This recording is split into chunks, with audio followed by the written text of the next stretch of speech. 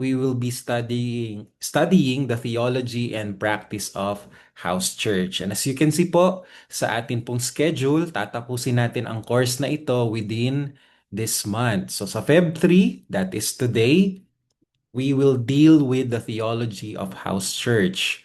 On Feb 10, we'll begin talking about structure of a house church.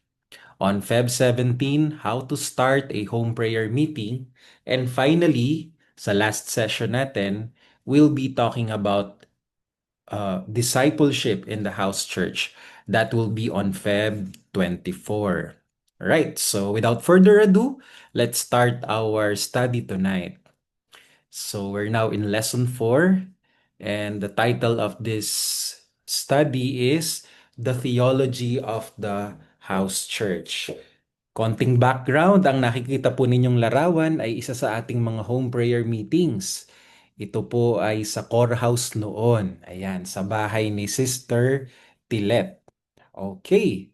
So, tingnan po natin ang kasaysayan ng house churches. Ano po ang sinasabi ng history when it comes to house church? Napakahalaga po na mapag-aralan natin yung history ng house church because there are some people that doubt na ito pong house church ay historical, na ito ay may basis sa history.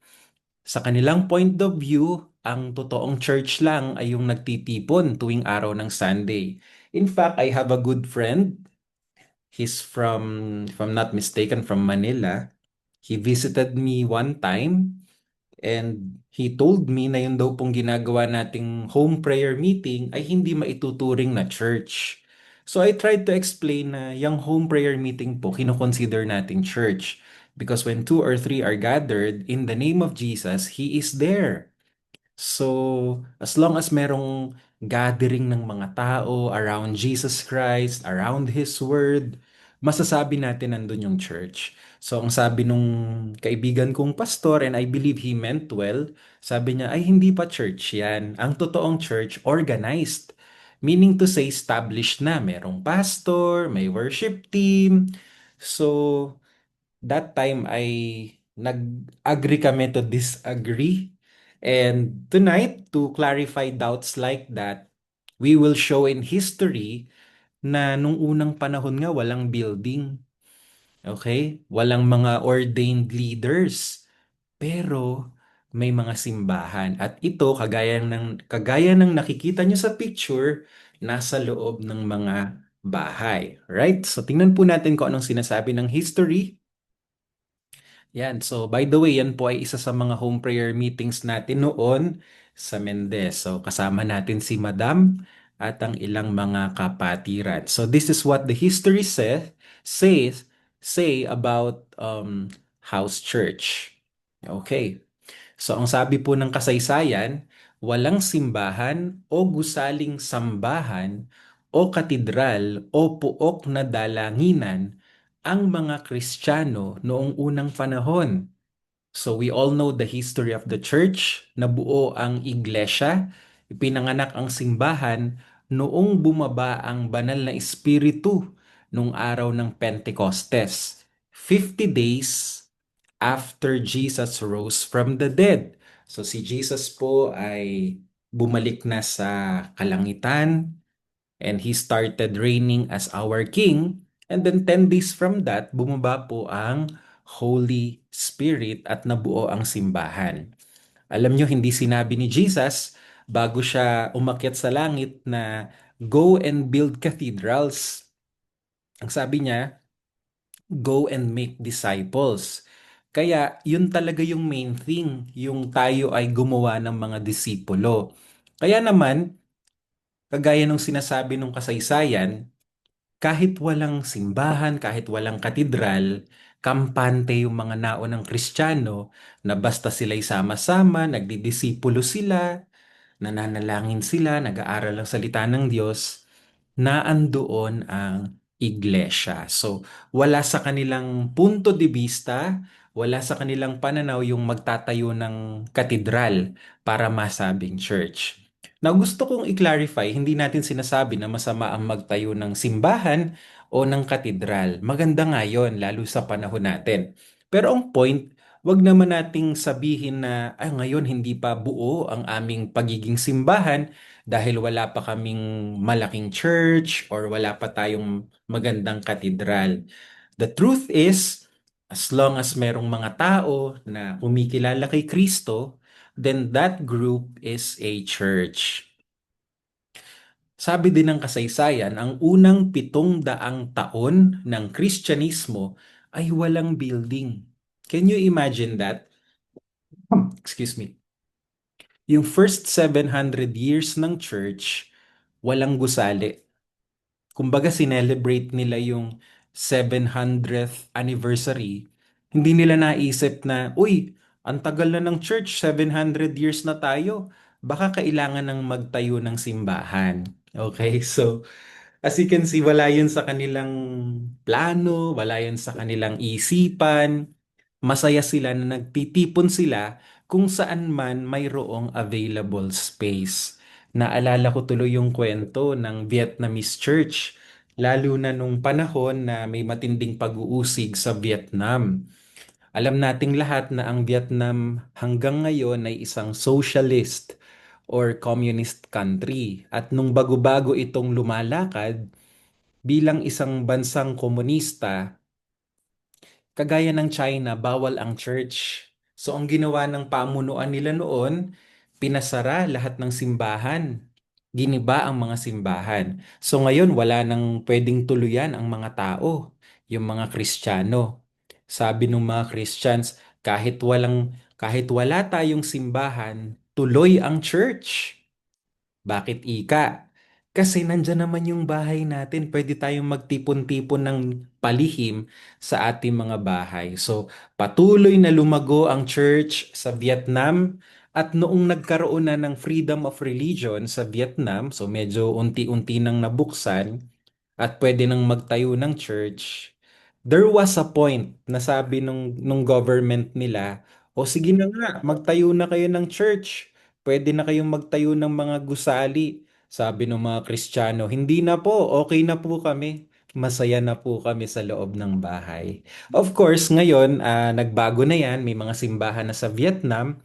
Pero nung bago-bagong nagbubukas ang Vietnam sa gospel, ay talagang yung mga Kristiyano na persecuted, masaya na sila sa loob ng bahay. So, paano mababago yung kaisipan natin ng ganitong kwento? Ano? Nangangahulugan na kung nasa ng mga tao, pwedeng umusbong doon ang church. Pwedeng ito'y sa bukid, sa opisina, sa school. Where the people are, the church should emerge. Okay? Sabi din ng kasaysayan, for the first 3 centuries of its existence, the church met mainly in homes. Okay? So yung first 300 years ng church, mas nagpapangi-pangita sila sa loob ng bahay. So paglagpas ng 300, sa any available space na. Pero yung first 300 years, sa mga bahay talaga sila nagtitipon. And you know what? Yung birthplace ng church ay hindi po sa templo. Ang birthplace ng church ay bahay. It was an upper room. Nagkakatipon-tipon yung mga alagad sa iisang silid, sa iisang room, sa isang bahay, at doon bumaba ang Holy Spirit. So, nangangahulugan na talagang very special sa Espiritu ng Diyos yung bahay, yung lugar na kung saan nandun yung mga tao. So where the people are, the Spirit moves, and He creates church out of it. Kaya tama yung ginagawa natin ng mga home prayer meeting, tama yung ginagawa natin na humahayo tayo sa mga bahay-bahay, at kung sakaling ito ay napatigil, talagang ang hamon sa atin ay ibalik ng Panginoon yung mga nawalang gawain. Ano po? Sapagkat ito'y paglakad dun sa mga masasabi natin na mga lumang daanan, ano, dating daan. Alright? So, of course, it's just a joke. Pero yeah, kailangan lakaran natin yung mga dating dinaanan ng mga disciples, no? Which is, yun nga, na kung saan may available space, may bahay, may office, palengke, doon dapat may umusbong na simbahan. So, hindi nila naisip, uy, dapat meron na tayong ordained pastor ngayon. Dapat meron na tayong building ngayon. Dapat meron tayong LED wall para masabing church. Walang ganung perception yung mga Kristiyano. As long as they have Jesus, as long as they have the gospel, the word of God, ay kumpleto ang rekado. Simbahan yun. Okay, so ang kasaysayan mismo ay sumasaksi na ang mga house churches ay mga lehitimong churches. Kaya bagaman nakukuha natin yung punto nung kaibigan kong pastor na ang sabi niya, ang mga home prayer meetings hindi siya simbahan, pero iba yung tinuturo ng history. Yung house church, pagtitipon sa bahay, ay mga lihitimong simbahan. Alam nyo, sa Nepal ay illegal po ang converting or trying to convert someone from one religion to another. So kung pinanganak kang Kristiyano, manatili ka na lang Kristiyano, huwag ka nang mangdamay ng iba. Kaya hindi nyo po na itatanong yung kaibigan natin si Brother Stephen Burkholder. Yung wife po niya ay for a while ay wanted po, hinahanap ng mga pulis sapagkat inireport siya na siya ay nag-evangelize. So, that's the reason why sa Nepal, yung mga simbahan wala pong pangalan eh. Okay, kasi nga it's illegal, considered illegal. So nakikita-kita sila sa mga bahay po. So nakapag-preach po ako sa dalawang church doon, wala pong pangalan. Pero pagpasok mo doon sa loob ng bahay, aba, may mga instruments, may pulpit. Okay, so magugulat ka yung bahay na yon simbahan pala. So, and it's okay. Kasi nga hindi naman kailangan na may pangalan talaga yung simbahan, Blessings in the Word Community, may building, may tarpaulin sa labas para masabi na church. Okay? Right. So, what we are trying to do is makonvince tayo na we are all church planters. We can be disciplers tayo pong lahat. So kahit di tayo pastor, nasan man tayo, ay pwede pong magkaroon ng simbahan. So yung kaninang pinag-aralan natin ay history. Ngayon naman, tingnan po natin kung anong sinasabi ng Bible patungkol po sa house church. So nakikita niyo yung progression, ano? Kanina, history. Ngayon naman, Bible. Kasi baka sabihin nung iba, pastor, history yan. Ang tanong, ano ba ang sinasabi ng Biblia patungkol dyan? By the way, yan pong nakikita ninyong picture ay isa sa mga home prayer meetings natin sa Santa Rita. Mga kamag-anak po namin yung mga nasa picture, mga nasa side po ng Mami Meli. Okay, so sa loob ng tahanan ay nagkaroon po ng simbahan. Okay, so tingnan po natin kung anong sinasabi ng house church about Bible. Alright, so ito po ang sabi. Sorry, ano po sinasabi ng Bible about house church? Yan, nalito na ako. Okay. So, ayan po, ang sabi ng Gawa, chapter 2, verses 1 to 2. Pagdating ng araw ng Pentecostes, nagtipon silang lahat saan daw? Sa isang bahay. Habang nagtitipon sila, bigla na lang silang nakarinig ng ugong mula sa langit na katulad ng malakas na hangin at puro ugong na lang ang kanilang narinig sa bahay na kanilang pinagtitipunan. So, saan daw po dumating ang araw ng Pentecostes? Saan sila nagkakatipon nun? Binanggit ng Bible na hindi katedral, hindi templo, hindi ang tawag dito, hindi kapilya, kundi dumating po ang banal na espiritu, pinanganak ang church sa loob po ng bahay. Excuse lang po sandali. 5 seconds.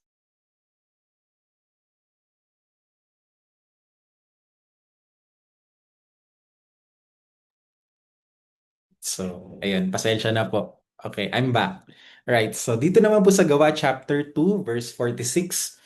Araw-araw nagtitipon sila sa templo at naghahati-hati ng tinapay sa kanilang bahay. Siyempre kapag ka merong gathered church, hindi mawawala may Holy Communion. At pansinin po ninyo, naghati-hati sila ng tinapay, nag-conduct po sila ng communion service mainly sa bahay, hindi po sa templo.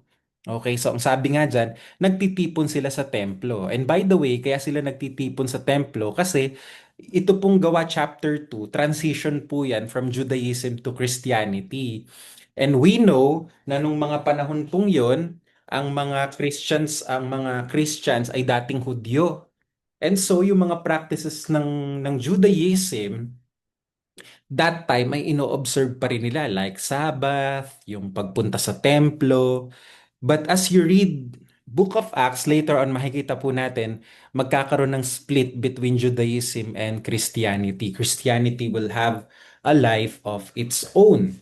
Right? So, now, the point is, papansin po ninyo yung kanilang communion which symbolizes the body and blood of Jesus, hindi po nangyari sa templo.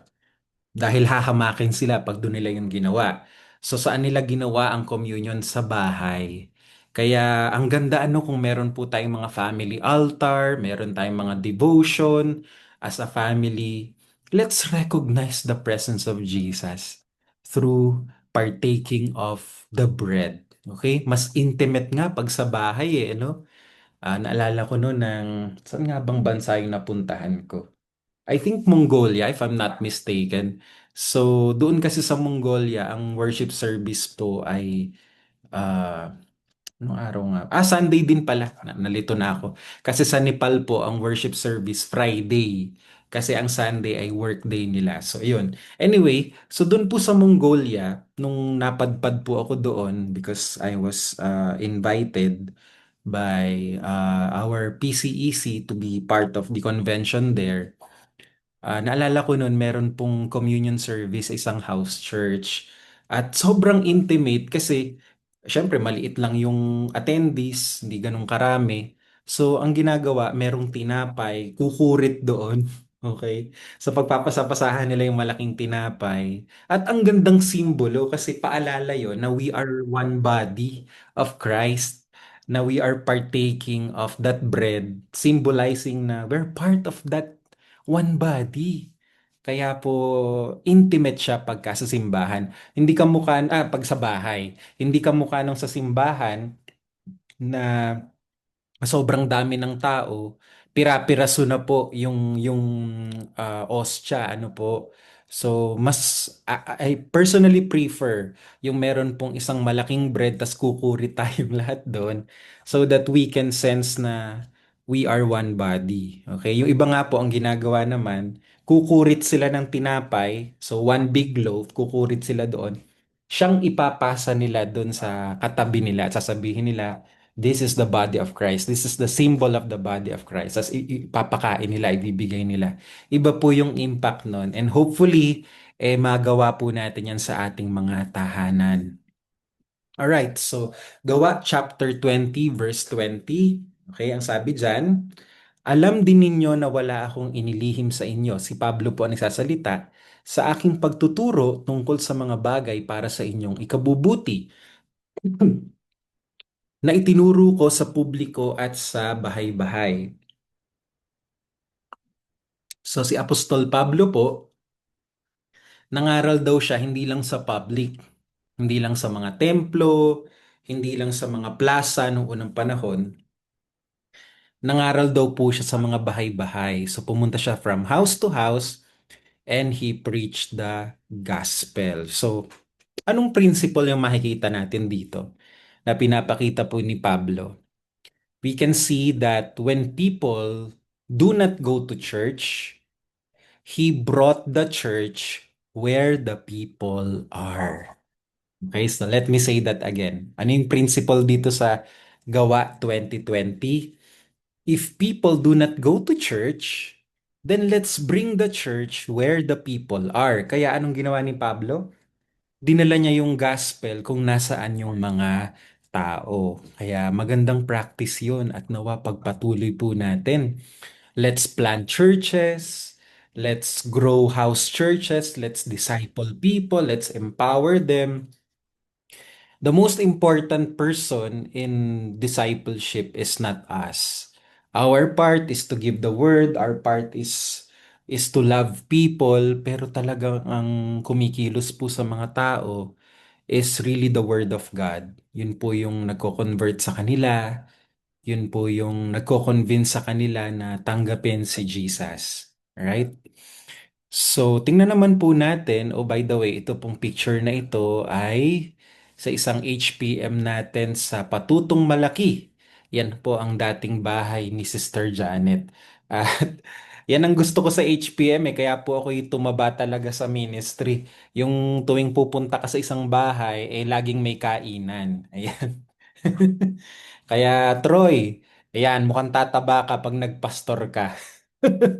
Biro lang po. Okay, so ayan, tingnan natin kung anong sinasabi naman ni, ayan, may nag-comment. Ayan, tumawa si Troy. Future pastor po natin yan. Sandali lang mga kapatid, medyo naiinitan kasi ako. Bubuksan ko lang yung... Okay.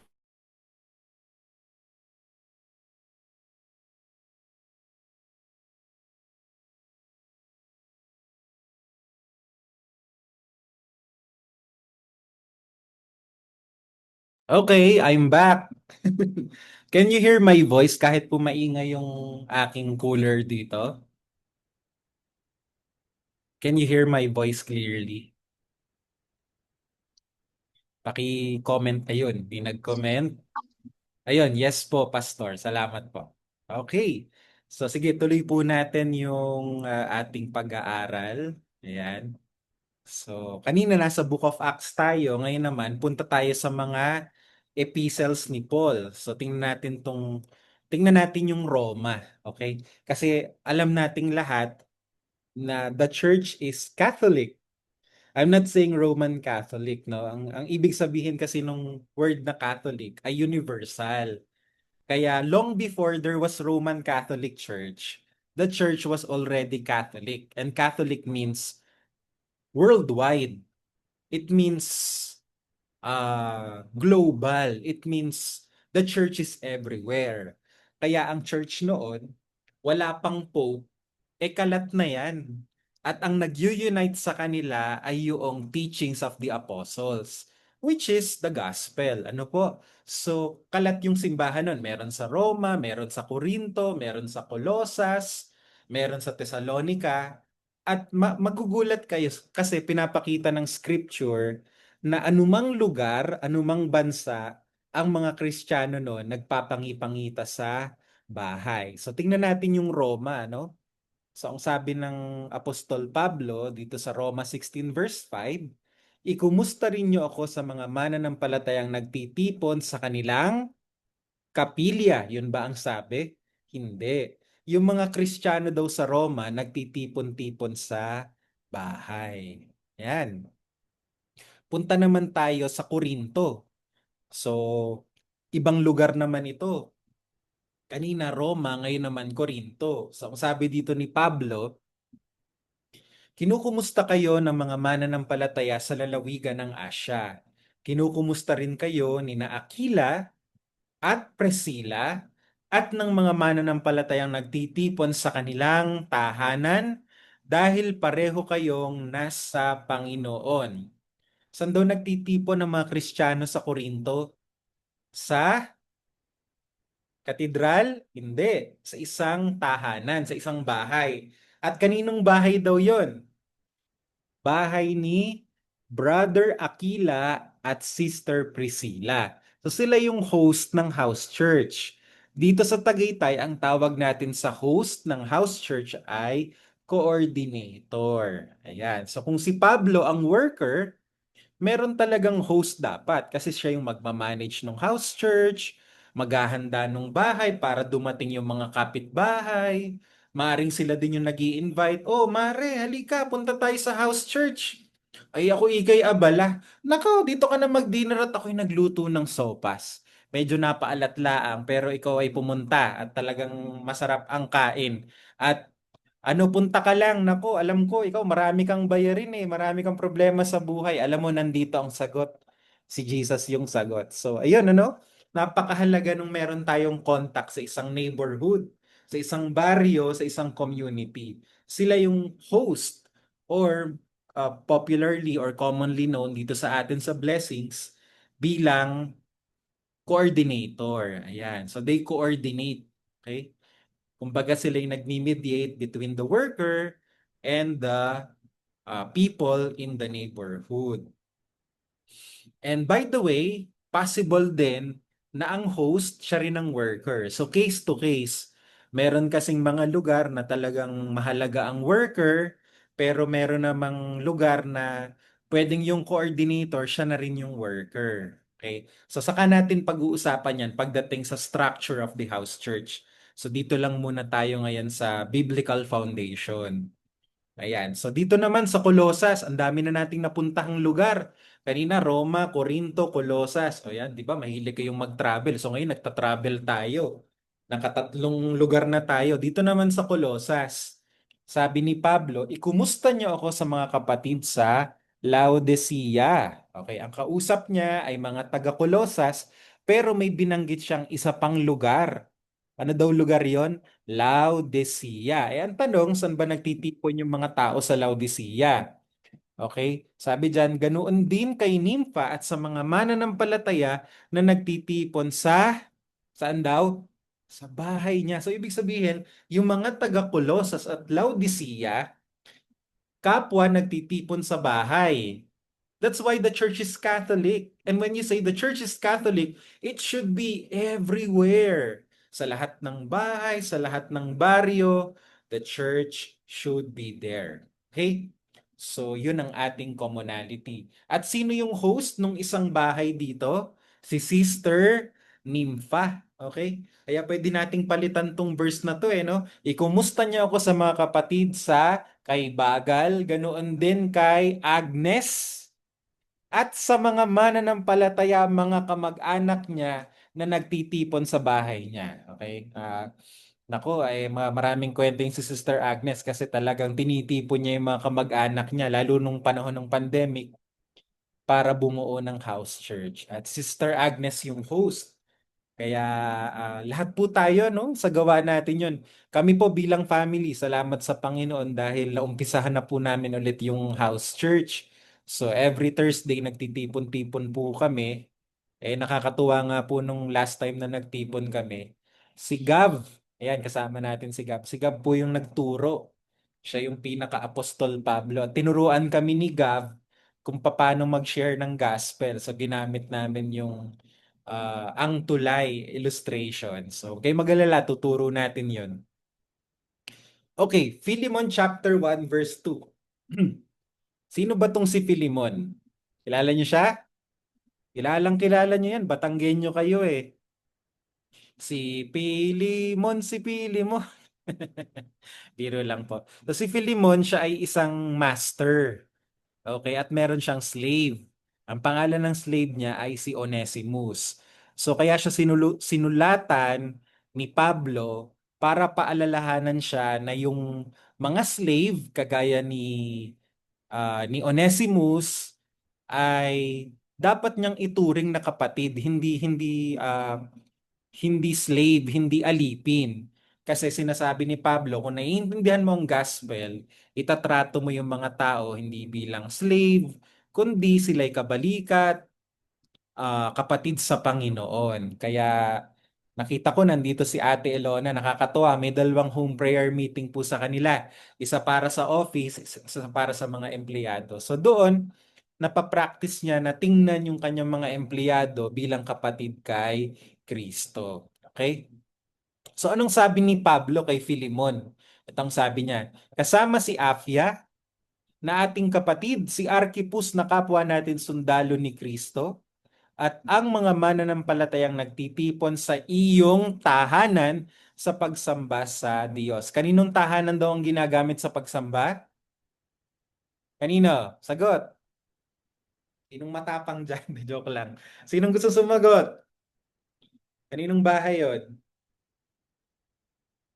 Sino bang kausap dyan ni Pablo? O kanino ba niya sinulat yung Philemon? O di kay Philemon, 'di ba? Ang sabi niya nagtitipon sa iyong tahanan. So ang host ay si Philemon. Yan. So makikita natin may structure yung house church. Merong host, merong worker, may mga attendees. Okay, so maganda yung ganong setup na may ibang nagtitipon. Yung tao mismo dun sa community. So very important yan.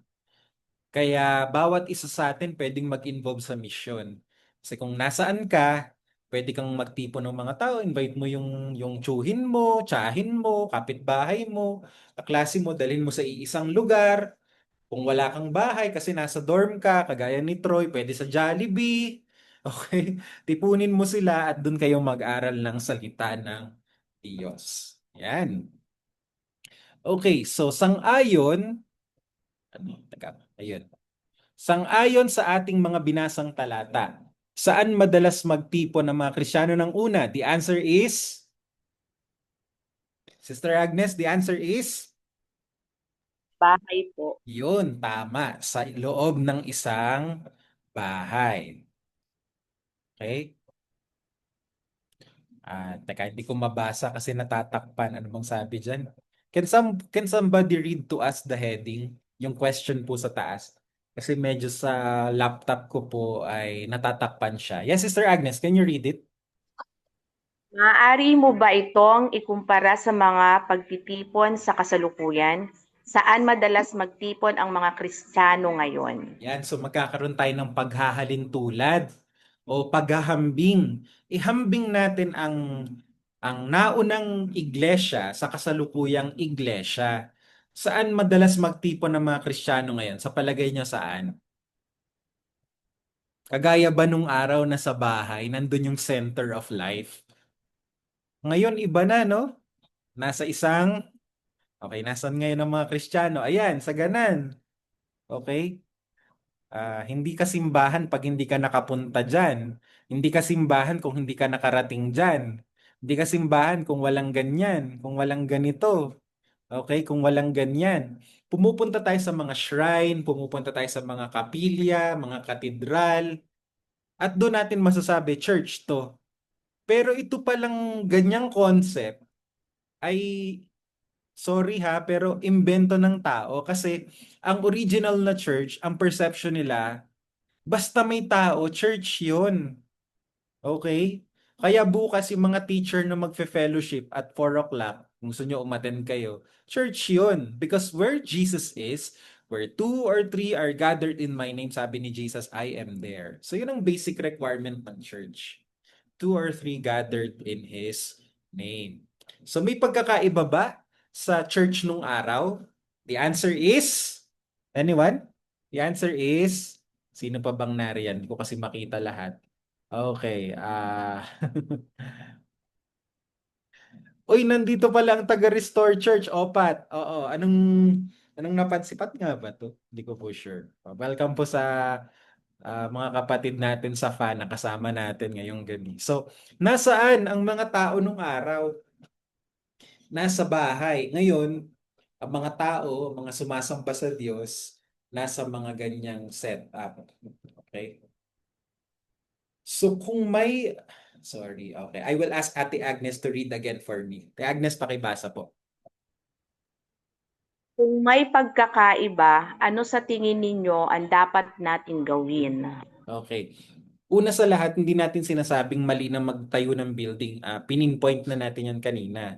Pero, mapapansin nyo merong big disparity. Pag sinabing disparity, talagang ang laki na nung kaibahan ng simbahan ngayon sa simbahan dati. So, ano kaya ang pwede nating gawin? Anyone?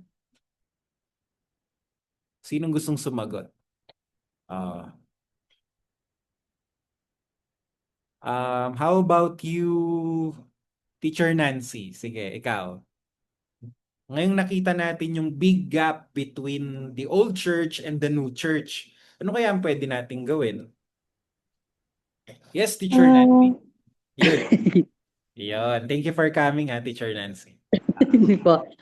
Ang pagkakaiba, ano dapat gawin po, Hmm. since eto po yung ano ko lang, since di po ba ang iba naman po ay hindi naman po talaga nakakapunta dun. Kasi ngayon po, usually pumupunta na po sa mga buildings. Pag sinabi kasing church, ang nasa isip nga po is yung mga kung saan nagagather yung tao ngayon is Right. yung mga kapilya, yan nga po yung Hmm. pinakita niya sa pictures. Right. Now, meron din po kasing times na hindi naman po lahat nakaka-attend doon, 'di po Mhm. ba? So, Right. mas maganda po na katulad po ng dating gawain na ginagawa po yung pagtitipon din sa loob ng bahay. That's right. So, yun po yung sinasabi natin na yung simbahay nga po. Kaya Yeah. maganda nga po na katulad po nung mga ginagawa po natin na parang hindi lang po nagtatapos doon sa simbahan yung gatherings every Sunday, kung hindi po, di ba meron po tayong tinatawag na yung HPM na weekly, meron Yes. din pong gatherings po yung family. That's And right. pwede rin po yung mga kalapit po na bahay po na pwede niyong i-invite. Yun Wow. po. Yun. So, ang ganda ng sagot ni Teacher Nancy. Talagang tumbok na tumbok yung gusto nating ibigay na sagot. Tama yung sinabi niya. So kahit na merong katedral ngayon, kahit meron na ngayong building, lumabas tayo. Okay? Hati-hatiin natin yung ating mga kilos at galaw. Dalhin natin ang iglesia, dalhin natin ang presensya ng Diyos kung nasaan ang mga pamilya, kung nasaan yung mga tao. Payag ba kayo doon, mga kapatid? Yun, salamat po Amen sa po. yung dalawang sumagot. Palagay ko naman ay hindi po kayo tututol, no? In fact, yun nga ang maganda na tayo pong lahat ay nag involve sa mission. Alright, so ito ang dahilan kung bakit ang ating community ay nararapat lamang na sumunod sa halimbawa ng mga naunang Kristiyano na nagtitipon-tipon sa mga small communities o house churches. So kagaya na nakikita nyo sa picture, ayan, merong nagtitipon sa bahay, meron din naman nagtitipon sa opisina. So, very important na dalhin natin ang gawain ng Panginoon kung nasaan man po ang mga tao. So, yan talaga ang design ni Lord at hindi aksidente na ni-record sa Biblia many times na ang church nagkikita nun sa bahay. Okay? Sa dinami-dami ng pwedeng i-record sa Bible, bakit ilang beses nag-occur yung mga salita na house church nagkita-kita sa bahay? Ano? So that's not an accident because we know the Bible is inspired by the spirits. Talagang nasa isip ng Diyos na kailangan isulat ito para tularan ng mga babasa. Okay? Yun. Ayan, another example po yan. Yung picture sa taas ay sa patuto noon. At ito naman pong nasa baba ay HPM natin doon po sa dating bahay o bahayan nitong ni na Sister Apple bago po sila lumipat ng bahay. Okay, so ayun. Ating tutularan ang ipinakitang ihemplo or halimbawa ng mga apostol at mga naunang Kristiyano na pagtitipon sa mga house church. Okay? Now, baka naman maging legalistic tayo na house lang no or bahay lang. Again, ang point lang diyan is the church has to be large and yet small. So pwede kasing sabay yun na lumalago ang simbahan pero nananatiling maliit. Nakikita nyo ba yung sinasabi ko? Ang simbahan, palaki talaga yan. Pero kahit na palaki siya, palago siya, parami, dapat manatili pa ring maliit. Yun kasi yung principle dyan eh, na dapat merong mga small meetings or small groups. Yung ibang tawag discipleship group, sa atin naman, HPM. So, hindi kailangang sa bahay, pwede sa mall, pwede sa plaza, pwede sa bangko, sa ilalim ng puno ng mangga. That is where the church should emerge. Yan. So, ang question sa inyong lahat at sa akin ay, payag ba kayo? Payag ba kayo that the church should grow in numbers and yet at the same time remaining to be small? Okay? May house church, may home prayer meeting. Palagay ko, lahat kayo payag naman dyan. Ano po? And that's the reason why noong taong 2010, we introduced the concept of home prayer meeting or HPM. So 2010, hinati-hati natin yung mga nasimba tuwing araw ng linggo. So yan po yung picture. And nag-start po tayo ng mga maliliit na groups. Hindi ko alam kung naabutan nyo tong panahon na to, but as far as my memory is concerned, nag-start po tayo ng 10 groups ng HPM. Hanggang sa tayo po ay lumago ng lumago. Yan po ang mapa ng Tagaytay. So ito po ang vision natin na bawat baryo, bawat purok, bawat village, bawat pabahay, magkaroon po ng house church. Payag po ba kayo doon?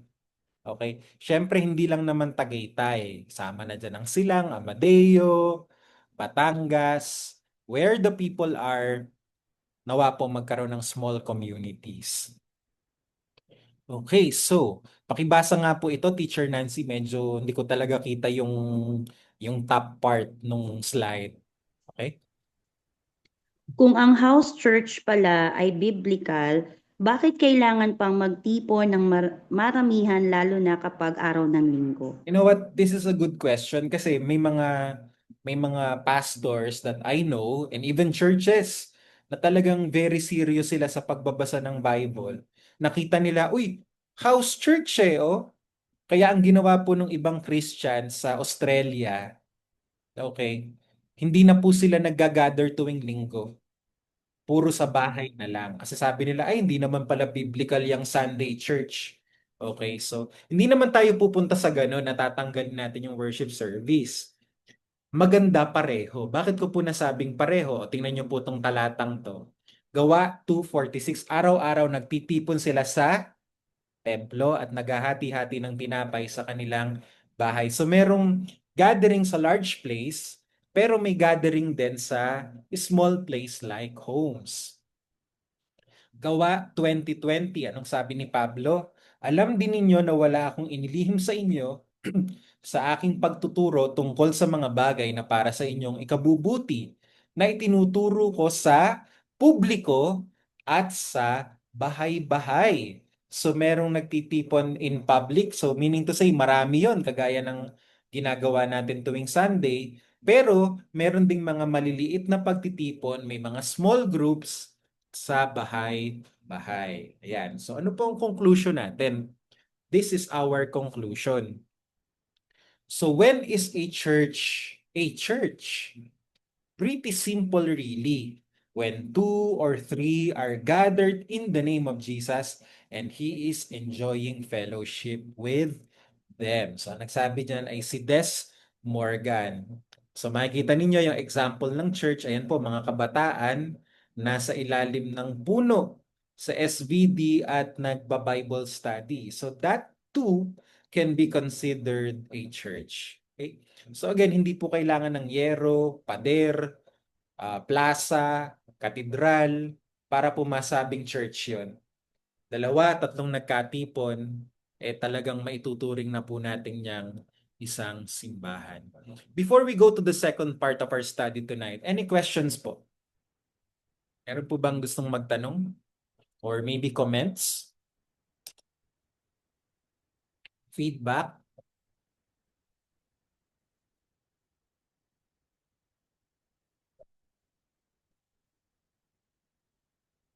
Meron po bang gustong magkomento, magtanong bago po tayo magpatuloy? Ay, si Cathy pala to. Akala ko si Pat. Hello, Cathy. Welcome po. Welcome po sa ating pag-aaral ngayong gabi. We're blessed to have you tonight. So, Cathy, if Thank you you're... po. Hello. Nasa biyahe kasi.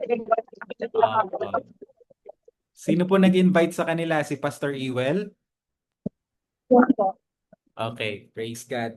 So hopefully makasama ka ulit namin next week ha. So ayun, salamat at narito ka kapatid. Okay, so since wala naman pong gustong magtanong, tuloy-tuloy na po tayo. Ano po? So yeah, ano na ba yung next nating pag-uusapan? Mamaya yan, okay? So yung next nating pag-uusapan ay tungkol po sa kaugalian ng mga Pilipino. Alam nyo, ang mga Pilipino hindi lang po kilala sa pag-awit at sa pagsayaw. Napaka-talented kasi ng mga Pinoy.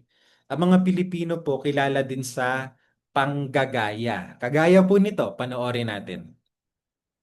Helyo. Lahat ng pinto. Ano? Sagutin niyo ako. Siya nag-drive. May bodyguard pero walang driver. Pinasukat ko sa inyo. Pinasukat ko sa inyo yung haba ng Broadway hanggang Aurora Boulevard hanggang EDSA. Sabi niyo, 40 minutes, 40 minutes. Ha? Tapos binigay ko tuloy 20 minutes. Nakuha lang 17! 17! Ang papalpak nyo! Palpak! Wow! Palpak! Anong 40 minutes, Lola? Pinasukat ko sa kanila. Sabi niya, Donya, 40 minutes lang. 40 minutes. Simula Broadway hanggang Hanggang EDSA. EDSA. 40 minutes nila kinuha. Oo. Eh, Kaya binigay ko nga 20 minutes. Pinahirapan. Nakuha ni Alden. Nakuha yung hamon ko. Nakuha yung hamon. 17 minutes lang eh. Oo, kasi ito, si Rogelio, ang papalpak. Wow. Wow! Wow! Sayang ng binabayad ko. Kailan ba kayo titino? Kailan nyo ba itatama yung mga inuutos ko? Kailan? Tamang panahon na. Sumasagot na! Sumasagot na! Magwag pagdating ng araw. Ano to? Mamamatay na ako sa galit. Tingnan mo, 17 minutes nakuha, tapos nakita kita, pumapalakpak ka pa. Pumapalakpak ka pa. Huwag kang ano! Oh, relax. Oh, relax. Yan, so hopefully natawa po kayo sa ating pinakitang video clip. At kitang-kita ninyo si Wally Badjola, kagaya ng maraming Pilipino, mahilig po talagang manggaya. Ano po, at dyan sa puntong yan, ang ginagaya po niya ay yung sikat na komedyante nung araw, walang iba kundi si Babalu. Wow, ang galing mo! Ayan, ano, kuhang-kuha. So, since tayo mga Pilipino mahilig talagang manggaya, pakinabangan natin yan. Kaya sa ating pagmimisyon, okay, manggagaya rin tayo. So, sabi dyan, anong kaugalian ng mga Pilipino ang pinapakita sa videong inyong pinanood? Panggagaya. Kaya ang gagayanin natin, nauukol po sa pagmimisyon. Total naman, nasa dugo natin ang panggagaya, di manggaya tayo in a good way. At sa atin pong pagmimisyon, marami kasing pwedeng gayanin ano? Pwedeng itong sikat na simbahan na to, itong church sa Korea na to, church sa Amerika. Pwedeng gayanin. Naalala ko tuloy yung kaibigan kong pastor, umatan kay Rick Warren. So sabi niya, naku, kaya pala nalago ika itong simbahan ni Rick Warren. Naka-sandals ika si Rick Warren at naka-Hawaiian ang damit, yung pantaas at pangkaraniwang pantalon lang. Tapos walang pulpit, walang pulpito. Nakaupo lang si Rick Warren sa swivel chair. Parang chill-chill lang habang nagpipreach.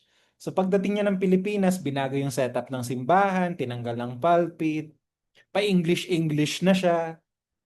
Talagang kopyang-kopya si Rick Warren, pati damit.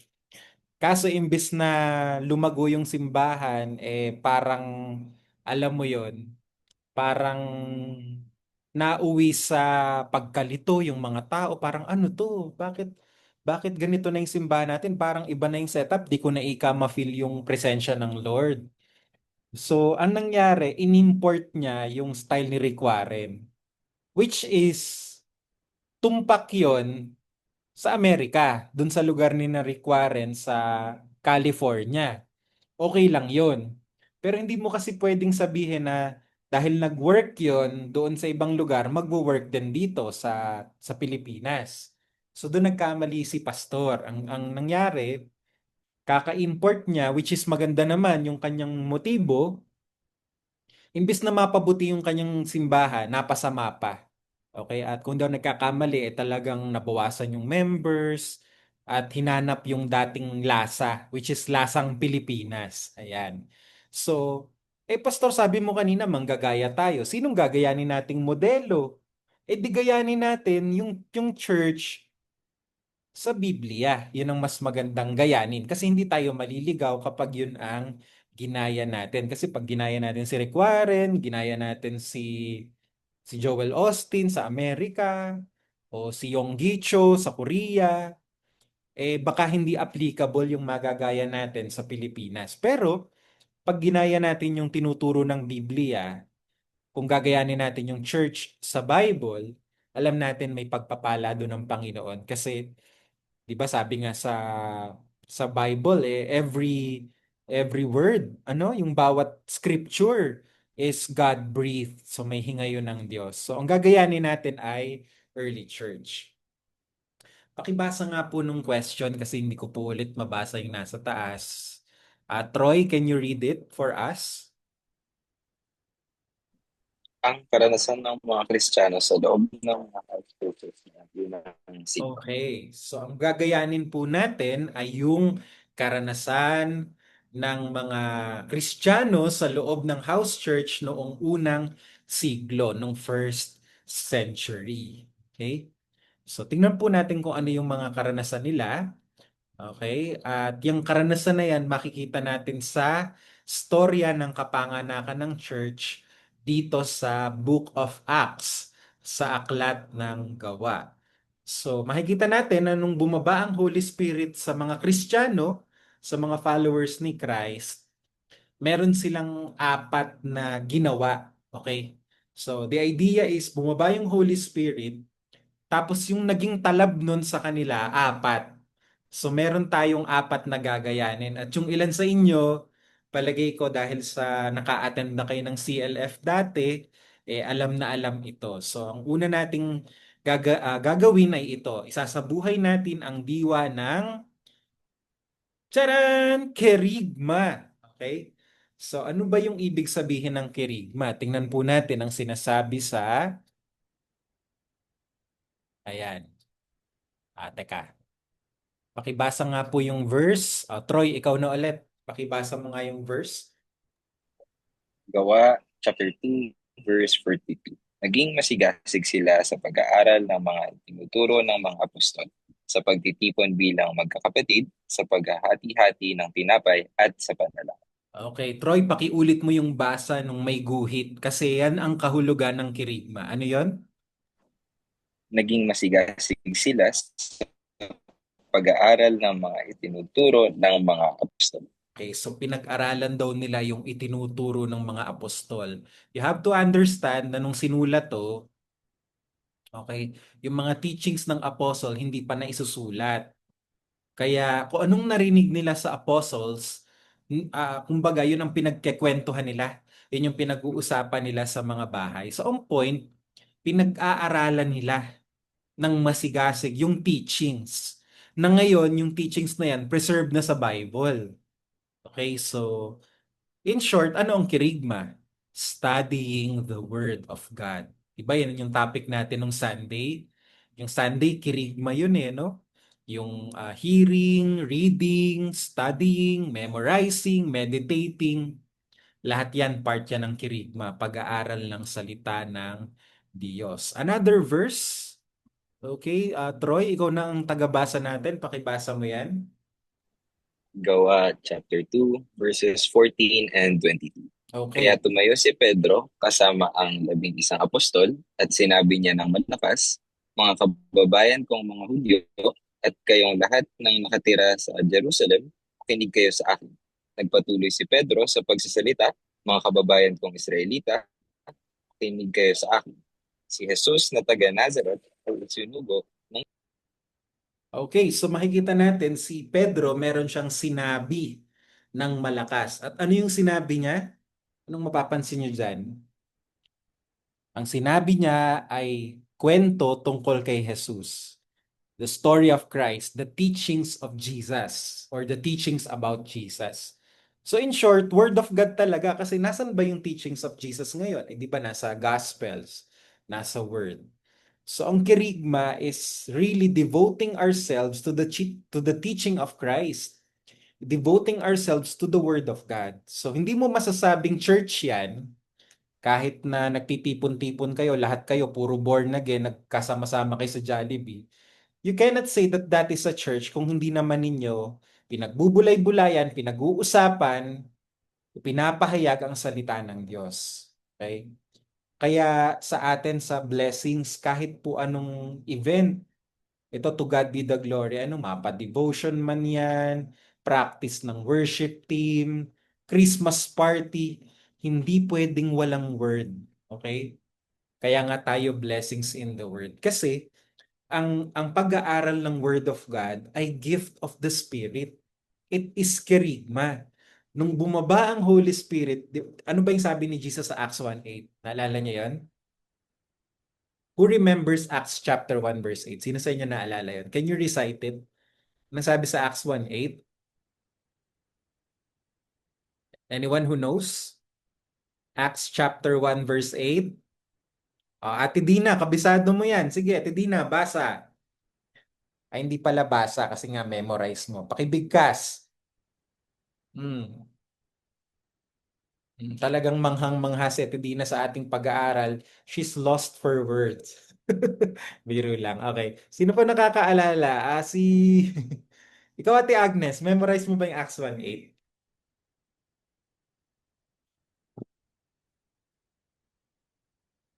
Okay, sige. Tawag tayo ng iba.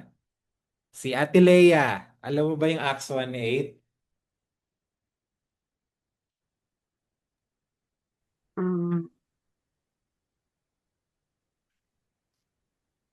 Acts 1:8. Apa. But you will receive the power when Yun. the Holy Spirit comes on you, and you will be my witness on Jerusalem and all Judea, Samaria, and on the ends of the earth. Ayun. So may pangako si Jesus sa mga disciples niya bago siya umakyat sa langit. Ang sabi niya, you will receive, ano daw? You will receive what?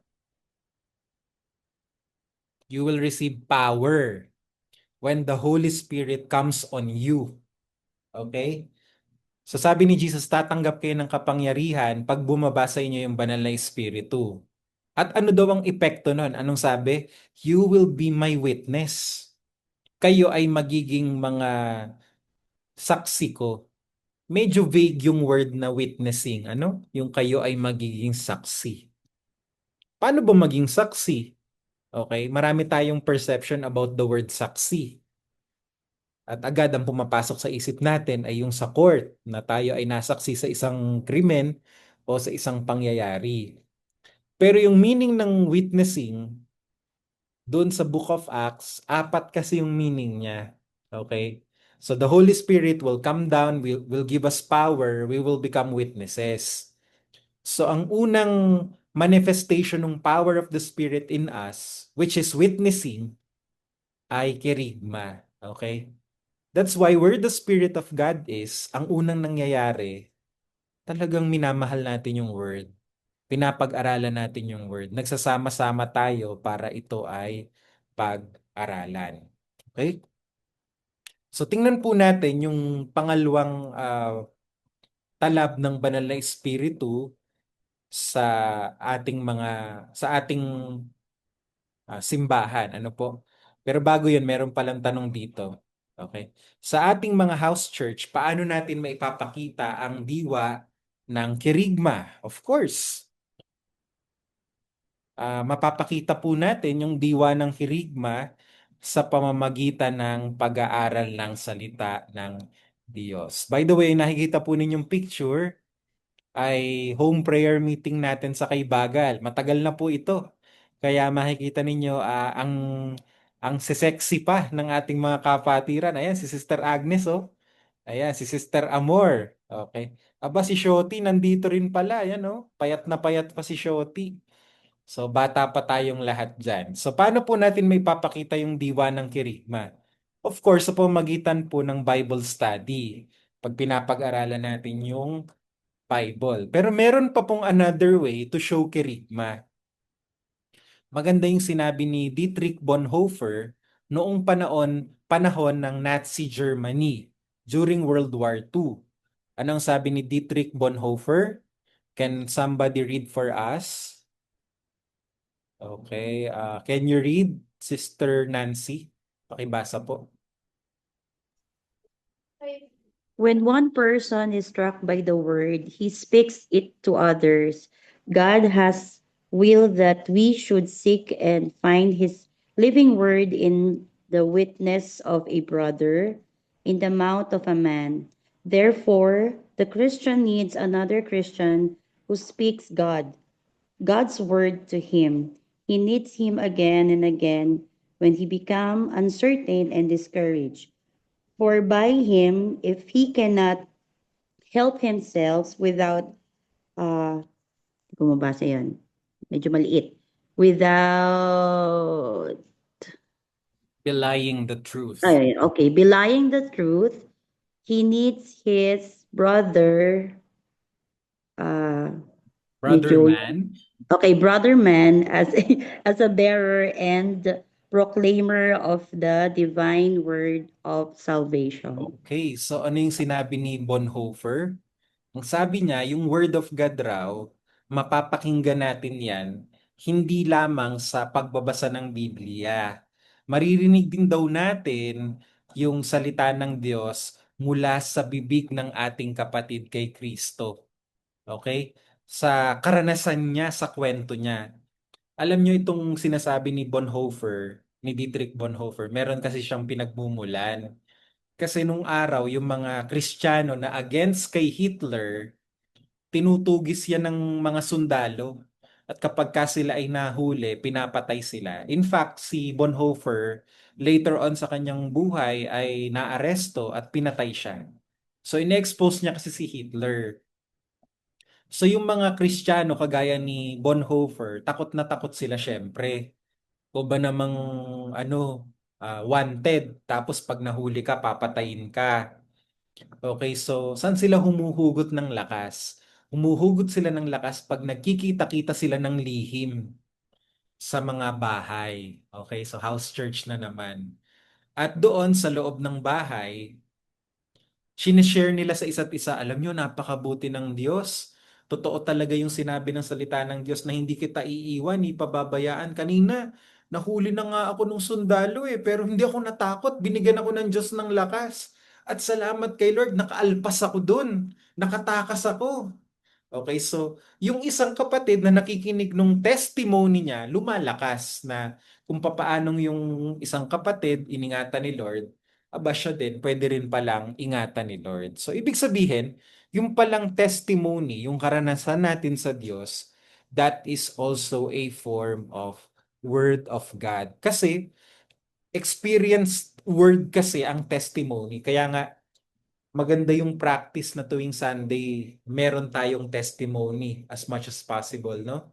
Pwedeng part yun ng message na yung pastor nagpipreach, tapos tatawag siya nung isang kapatiran na may karanasan na related dun sa message. So yung sineshare niya na ito kung paano ko binago ni Lord, kung paano ko iningatan ni Lord, that can be considered proclaimed word of God. In what sense? Kasi yung word of God naranasan niya sa sitwasyon na yon.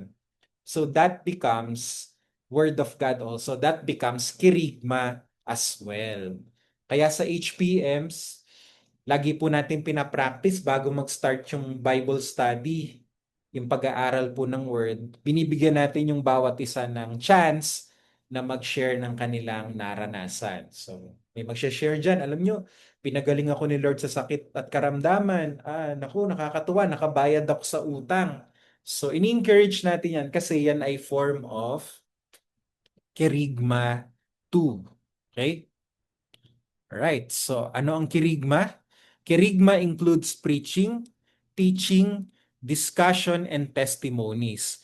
It also includes house church members sharing the gospel of grace or the gospel of Christ to their neighbors. So yan po ang kahulugan ng kirigma. Hindi lang siya Bible study, hindi lang pangangaral, hindi lang palitan ng kuro-kuro about the word, kasama din dyan yung binabahagi mo yung testimony mo at binabahagi mo yung gospel sa iyong mga kapitbahay.